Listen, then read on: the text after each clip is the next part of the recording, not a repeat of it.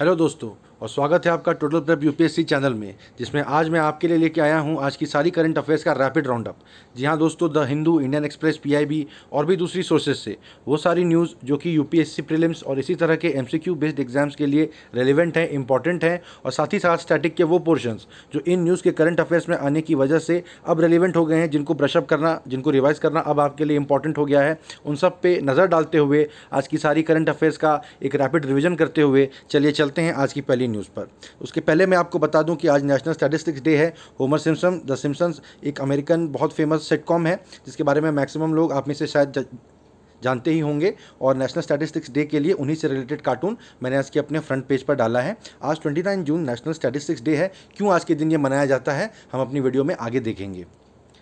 आज की पहली न्यूज़ है about India Bhutan joint venture. There has been a concession agreement signed between India and Bhutan for joint venture hydro electric project. India और भूटान के बीच में हाइड्रो इलेक्ट्रिक से रिलेटेड बहुत सारे जॉइंट वेंचर्स होते हैं, बहुत सारे प्रोजेक्ट्स होते हैं। इंडिया भूटान से बहुत सारी इलेक्ट्रिसिटी भी खरीदता है, जिससे कि भूटान की बहुत सारी अर्निंग भी होती है। इसके बारे में आप सबको पहले से पता होना चाहिए। देखिए न्यूज़ क्या बता रही है कि Kholongchhu hydro electric limited and the royal government of Bhutan के बीच में एक अग्रीमेंट हुआ है। The concession agreement provides the right to Kholongchhu hydro energy limited to operate the Kholongchhu hydro electric project within the jurisdiction of the Bhutanese government.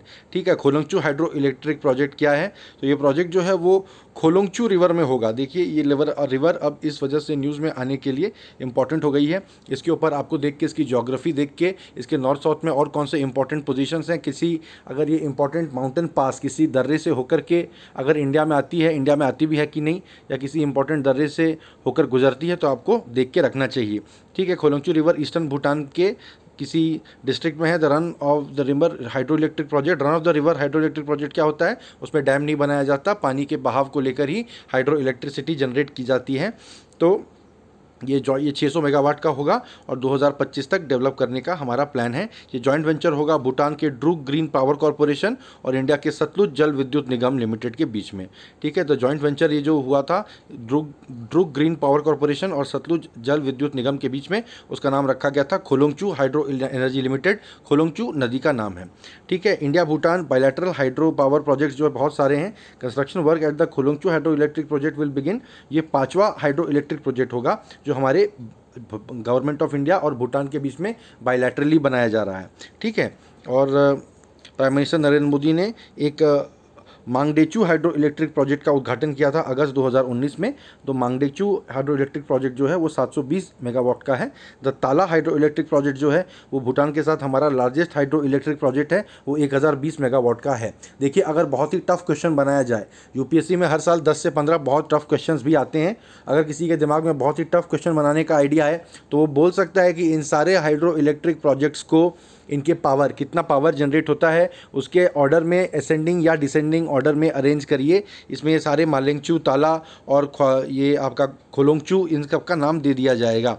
तो just to be on the safe side एक बार याद करके तो रख ही लीजिए कि कौन से प्रोजेक्ट में कितने मेगावाट पावर जनरेट हो रहे हैं। अदरवाइज इन सारे हाइड्रो इलेक्ट्रिक प्रोजेक्ट्स का नाम तो याद करके ही रखिए, कैसे ना कैसे घुमा फिरा के आपको एमसीक्यू में पूछ ले सकता है। भूटान के साथ थोड़े बहुत बॉर्डर टेंशन्स भी इंडिया के हुए रिसेंटली। भूटान ने पानी रोक दिया था इंडिया का और आसाम में इससे रिलेटेड प्रॉब्लम हुई थी, तो इस वजह से भूटान के साथ हमारे रिलेशनशिप थोड़ा इंपॉर्टेंट हो गया है, तो इसको आपको पढ़ के रख लेना चाहिए। ठीक है, moving on to the next news about the PMFME scheme. ये क्या है? आत्मनिर्भर भारत अभियान के तहत the prime minister formalisation of micro food processing enterprises. ठीक है, ये एफएमई स्कीम है।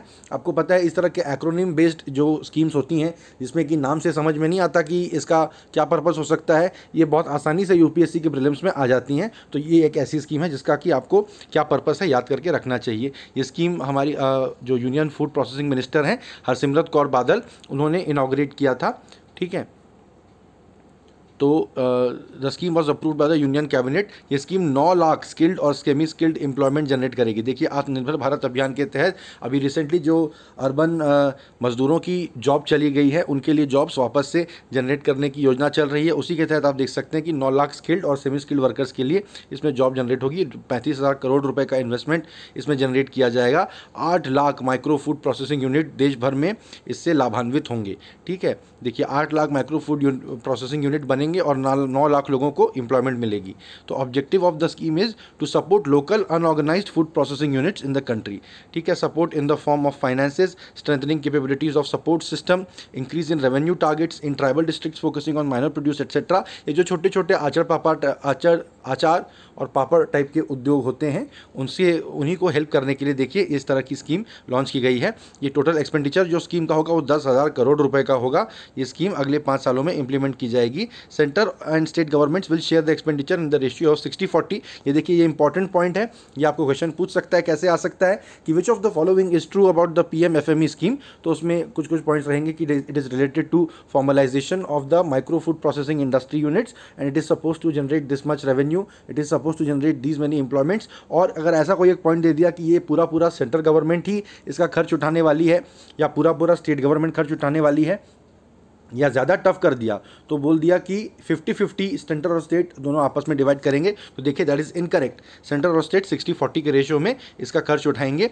With the Himalayan and north eastern states the share will be in the ratio of 90% by central government, 10% by the states. तो ये भी आपको याद रखना चाहिए। यूटी में तो पूरा obviously the scheme will be funded 100% by the central government. ठीक है, तो PMFME स्कीम मुझे लगता है कि बहुत इंपॉर्टेंट स्कीम है। एग्जाम पॉइंट ऑफ व्यू से आपको इसकी डिटेल्स याद करके रखनी चाहिए। Moving on to the next news, plasma bank Delhi में प्लाज्मा बैंक सेटअप किया जा रहा है। आपको पता होगा कि कोविड-19 के ट्रीटमेंट में जिन पेशेंट्स की कंडीशन सीरियस हो गई है उनके इलाज में एक टेक्निक यूज़ की गई है कि जो पेशेंट्स कोरोना से ठीक हो चुके हैं तो उनके ब्लड प्लाज्मा में ऐसी उम्मीद है कि कोरोना से लड़ने के लिए एंटीबॉडीज़ पैदा हो चुकी हैं, वो एंटीबॉडीज़ मौजूद हैं और उन प्लाज्मा को, उनसे ब्लड का प्लाज्मा निकाल के अगर कोरोना से जो गंभीर रूप से पीड़ित पेशेंट हैं उनके ब्लड में इंजेक्ट किया जाता है तो कई लोगों के, आप समझिए 50 to 75% लोगों के स्थिति में सुधार देखा जाता है और वो ठीक हो जाते हैं। तो इसके लिए लेकिन अभी रिसेंटली प्रॉब्लम हुई कि कई पेशेंट्स जो ठीक हो गए उन्होंने अपना ब्लड प्लाज्मा देने से इनकार कर दिया। जो भी उनके मन में मिसगिविंग्स रही हो, उन्हें लगे कि प्लाज्मा दे देंगे तो हम वीक हो जाएंगे, हम अभी अपनी बीमारी से ठीक हुए हैं, क्या होगा नहीं पता। तो इसके लिए दिल्ली गवर्नमेंट ने क्या किया है कि एक प्लाज्मा बैंक सेटअप करने का डिसाइड किया है।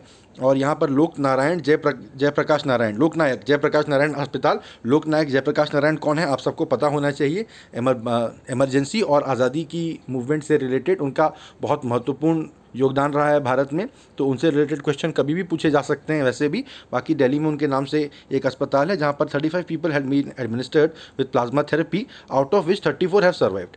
तो आप देख सकते हैं कि 35 लोग जिनकी सिचुएशन काफ़ी क्रिटिकल थी उनको ये प्लाज्मा थेरेपी एडमिनिस्टर की गई, उसमें से 34 लोग बच गए।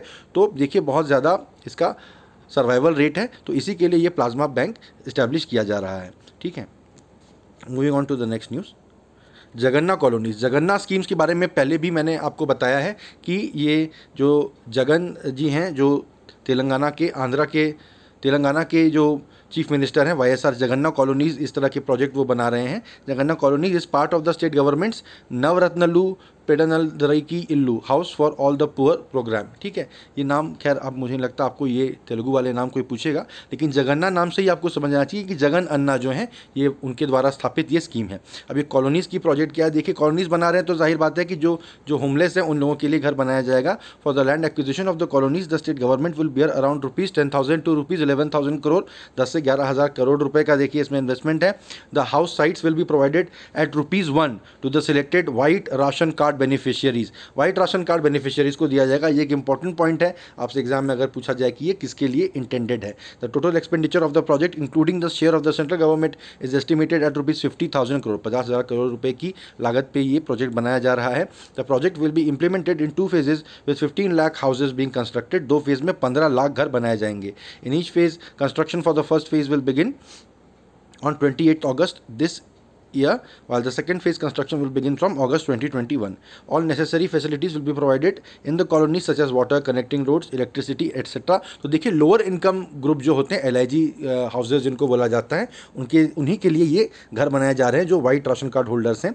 Each house will have a carpet area of 230 square feet. The cost of each house is estimated to be around ₹1.80 lakh. The state government has set a target for completion of the project by 2024.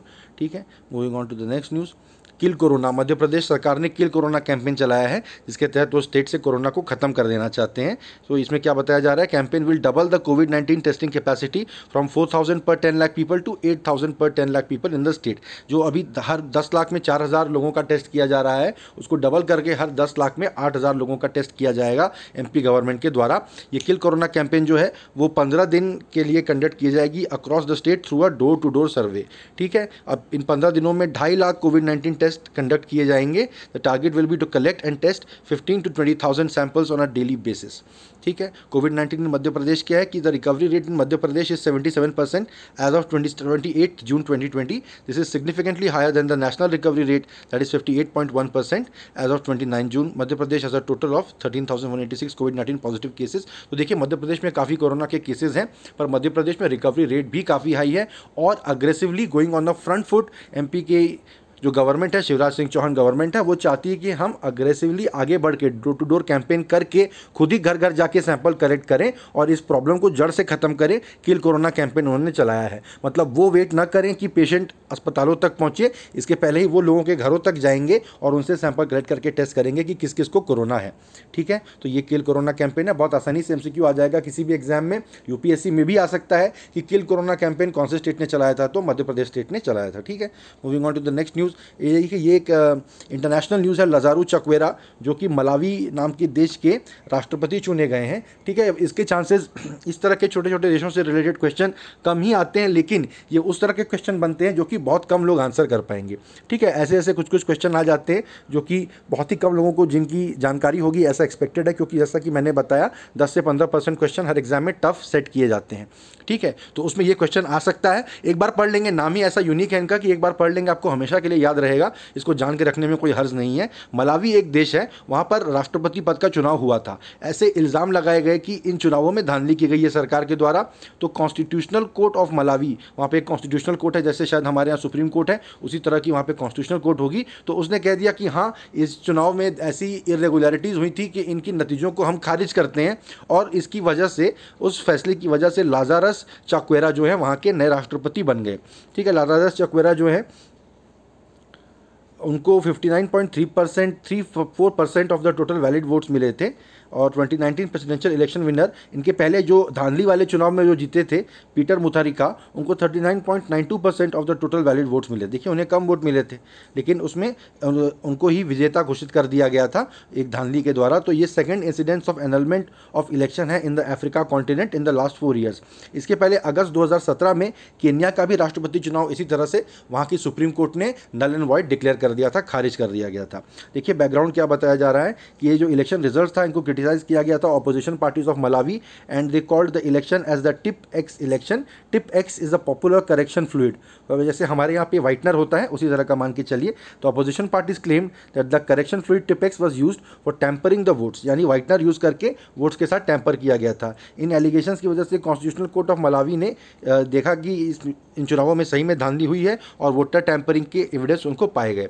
ठीक है, इस वजह से अब आपको नाम याद रखिए, मलावी में राष्ट्रपति पद का चुनाव खारिज करके नए राष्ट्रपति चुने गए हैं। उनका नाम है लाजरस चक्वेरा, लाजरस चक्वेरा। ठीक है, जिन्हें बाइबल का थोड़ा नॉलेज है उन्हें पता होगा, बाइबल में लाजरस एक पात्र है जिसे जीसस क्राइस्ट ने मृत से वापस जीवित कर दिया था। इस घटना को आप याद रखेंगे तो लाजरस नाम आपको याद रहेगा। तो लाजरस चक्वेरा वो वहाँ के नए राष्ट्रपति बने हैं। ठीक है, moving on to the next news, it is about stars program. ठीक है, वर्ल्ड बैंक ग्रुप जो है उसने $500 मिलियन अप्रूव किए स्टार्स प्रोग्राम के लिए। स्टार्स प्रोग्राम क्या है? Stars program stands for strengthening teaching learning and results for states program. ठीक है, 1994 से ये प्रोग्राम हेल्प कर रहा है, एक long partnership between India and the world bank. India में वर्ल्ड बैंक ये प्रोग्राम चला रहा है 1994 से। Through the program the world bank group has provided greater flexibility to the vision of the Indian government to provide education for all. तो हमारा जो education for all का एम है, जो राइट टू एजुकेशन हमारा एक कॉन्स्टिट्यूशनल राइट हमने declare कर दिया है, उस हमारे प्रोजेक्ट में, उस हमारे प्लान में हेल्प कर रहा है वर्ल्ड बैंक का ये प्रोग्राम जो स्टार प्रोग्राम है। ठीक है, the program will have a series of reform initiatives that will help in addressing the learning outcome challenges that exist in the educational system in rural parts of the country। ठीक है, learning outcomes वगैरह क्या होते हैं कि अगर एक class में बच्चों ने एक सब्जेक्ट पढ़ा तो हम कैसे माने कि वो पढ़ चुके हैं। तो जैसे कि एडिशन कर सके, सब्ट्रैक्शन कर सके, समझिए कि 3 डिजिट के नंबर्स का अगर डिवीजन कर सके या एक लेटर लिख सके, तो हम कह सकते हैं कि एक लर्निंग आउटकम ये ऐसा हुआ है। ठीक है, हमने देखा है कि हर स्टेज पे रूरल एरियाज़ में जो ग्रामीण इलाके हैं वहाँ अगर कोई बच्चा 5th में पढ़ता पड़ता है, ठीक है। और हमने हमारा करिकुलम जैसा डिज़ाइन किया है, जैसा सिलेबस स्कूल का डिज़ाइन किया है, उसके हिसाब से 5वीं में पढ़ रहे बच्चे को प्लस माइनस मल्टीप्लिकेशन डिवाइड करना आना चाहिए, और अगर डिक्टेट किया जाए कुछ हिंदी इंग्लिश किसी लैंग्वेज में तो उसे लिखना आना चाहिए। मान के चलिए रीडिंग राइटिंग अरिथमेटिक, ये 3 चीज़ें इसमें लर्निंग आउटकम्स ये हैं। तो हमने हमेशा देखा है कि रूरल एरियाज़ में जो बच्चे हैं वो अगर 5th में पढ़ रहे हैं तो उनका लर्निंग आउटकम जो है वो 3rd क्लास के लेवल का है, मतलब जनरली 1-2 साल पीछे रह जाते हैं वो। और चूंकि स्कूलों में बच्चों को पास तो आजकल कर ही दिया जाता है तो 5th तक तो पहुंच जाते हैं, पर उनका लर्निंग आउटकम लेवल जो है वो 5वीं के लेवल का नहीं होता है। तो ये चैलेंज है, देखिए कि बच्चे पढ़ते भी जा रहे हैं पर सीख नहीं रहे हैं। अब वापस से उनको सिखाना, फिर अब आप उनको 6th में अलजेब्रा पढ़ाने जाएंगे और पता चलेगा कि उसको तो मल्टीप्लिकेशन डिवीजन ही नहीं आता है, तो अब आपको उसको 6th में अब आप क्या सिखाएंगे? अब आप उसको लिखना पढ़ना सिखाएंगे कि अलजेब्रा, ज्योमेट्री, ये सब पढ़ाएंगे?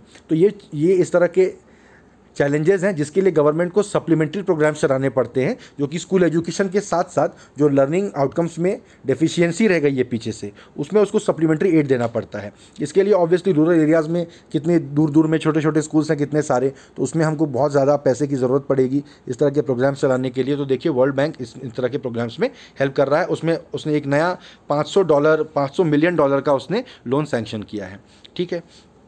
तो ये स्टार्स प्रोग्राम जो है इससे रिलेटेड आपको एमसीक्यू आ सकता है। क्यों? क्योंकि स्टार्स नाम से बिल्कुल भी समझ में नहीं आ रहा है कि इसका ऑब्जेक्टिव क्या है। तो स्टार्स जो है वो रूरल एरियाज़ में एजुकेशन को हेल्प करने के लिए वर्ल्ड बैंक का भारत में चलाया जा रहा इनिशिएटिव है, ठीक है। ये आपको याद रखना चाहिए।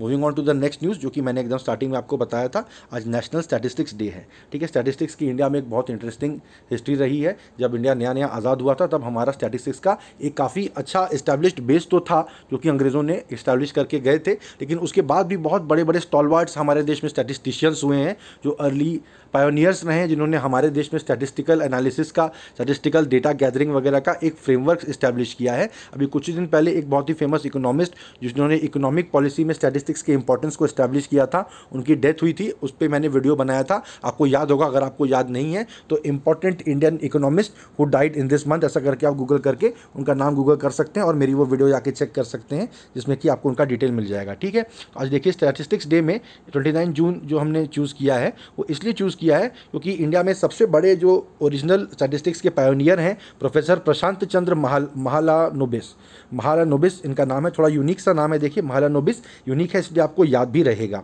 ठीक है। महालानोबिस जो है अभी तो 5 ईयर्स प्लान अगर आप पढ़ रहे हैं तो पहले दूसरे 5 ईयर्स प्लान के इस्टेब्लिशमेंट में आपको इनका नाम भी पढ़ने को मिला होगा, ठीक है। तो ये इंडिया के पायोनियर स्टैटिस्टिशियन रहे हैं, तो उनके बर्थडे को ही हम नेशनल स्टैटिस्टिकल डे के रूप में मनाते हैं, ठीक है। 2007 से मनाया जा रहा है। देखिए वर्ल्ड स्टैटिस्टिक्स डे जो है वो 20 अक्टूबर को मनाया जाता है हर साल, ये याद रखने वाली बात है। लेकिन इंडिया में ये मनाया जाता है 29 जून को टू ऑनर प्रोफेसर प्रशांत चंद्र महालानोबिस, उनके बर्थडे है 29 जून को, ठीक है। इस बार का थीम क्या है, देखिए कोई भी इंपॉर्टेंट डे मनाया जाता है तो उसकी थीम इस साल क्या है ये भी देख लेना चाहिए। क्वेश्चन बिल्कुल आसानी से आ सकता है कि इस साल के नेशनल स्टैटिस्टिक्स डे की थीम क्या थी। तो या विच of the following is true about the national statistics day. तो नंबर 1 होगा कि ये महालानोबिस के बर्थडे पे मनाया जाता है, 2 कि इंटरनेशनल स्टैटिस्टिक्स डे जो है 20 अक्टूबर को मनाया जाता है, और 3 इसका थीम इस साल ये था। विच of the following is true करके आपको देखना पड़ेगा इसमें। तो देखिए थीम इस साल का क्या है, SDG देखिए इसमें मेंशन किया है कि द सस्टेनेबल डेवलपमेंट गोल 3 जो है ensure healthy lives and promote wellbeing for all at all ages, and sustainable development goal 5 that is achieve gender equality and empower all women and girls, ठीक है। तो एम ऑफ द डे है, this day is being celebrated to sensitise the citizens of the country as to how statistics helps in shaping and framing policies. ये किसी भी serious UPSC aspirant को ये बात बिल्कुल साफ होनी चाहिए कि स्टैटिस्टिक्स में डेटा गैदरिंग और स्टैटिस्टिकल एनालिसिस का कितना इंपॉर्टेंट रोल है पॉलिसी फॉर्मुलेशन में, ठीक है। तो there should be a healthy sense of regard for data. तो statistics helps us in presenting a result much effectively through correct analysis and the proper methods for collecting the data, ठीक है। महालानोबिस जो professor थे उनके बारे में ये बताया जा रहा है कि उनको पद्म विभूषण दिया गया था 1968 में। His contribution in the field of statistics is recognised all over the world, ठीक है। He served as the chairman of the United Nations sub commission on statistical sampling from 47 to 51। तो यूएन बॉडी में सर्व करने के बाद वो India में आए थे, उनका देश आज़ाद हुआ है तो यहाँ पर नया स्टैटिस्टिकल फ्रेमवर्क सेटअप करने में। इन 1931 professor Mahalanobis founded ISI Indian statistical institute, ठीक है। ये कोलकाता में है Indian statistical institute. Post independence a comprehensive socio economic national sample survey was designed and planned by ISI. For this survey, the National Sample Survey was established by him in the year 1950. हर साल national sample survey के result में क्या आया है ये सब लोग पढ़ते हैं, याद करते हैं और ये सब याद करके रखते हैं कि एनएसएस से कौन कौन सा डेटा निकाला जाता है, गरीबी रेखा और वगैरह वगैरह। पर देखिए नेशनल सैंपल सर्वे जो इस्टेब्लिश किया गया था वो प्रोफेसर महारानोबिस के द्वारा ही इस्टेब्लिश किया गया था। तो आप समझ सकते हैं ये कितने बड़े पायोनियर हैं स्टैटिस्टिक्स के फील्ड में in India, and not only in India but globally also his contribution is widely recognized। ठीक है, national sample survey NSS is the premier agency of the Indian government। ठीक है, तो ये थी आज की news. Thank you guys. I hope कि आपको मेरा अप्रोच पसंद आया होगा और आज की सारी करंट अफेयर्स का जो राउंड अप है उस सबको आपने पॉइंट्स नोट कर लिए होंगे और स्टैटिक के जो पोर्शंस मैंने आप सबको ब्रशअप करने के लिए बताए हैं उन सबको अब आप तुरंत जाके ब्रशअप कर लेंगे। अगर आपको मेरी वीडियो पसंद आई है तो इसे लाइक करिए और अपने दोस्तों के साथ शेयर करिए। मेरे चैनल को सब्सक्राइब करिए। आने वाले दिनों में यूपीएससी प्रीलिम्स के लिए और भी बहुत सारे प्रिपरेशन के लिए इंपॉर्टेंट और हेल्पफुल वीडियोस मैं आप सबके लिए लेके आने वाला हूं। तो अगर आप मेरे चैनल को सब्सक्राइब करके बेल आइकॉन प्रेस कर देंगे तो प्रिपरेशन के लिए इंपॉर्टेंट कोई भी वीडियो आपसे छूटेगा नहीं। ठीक है, थैंक यू गाइज, मिलते हैं कल।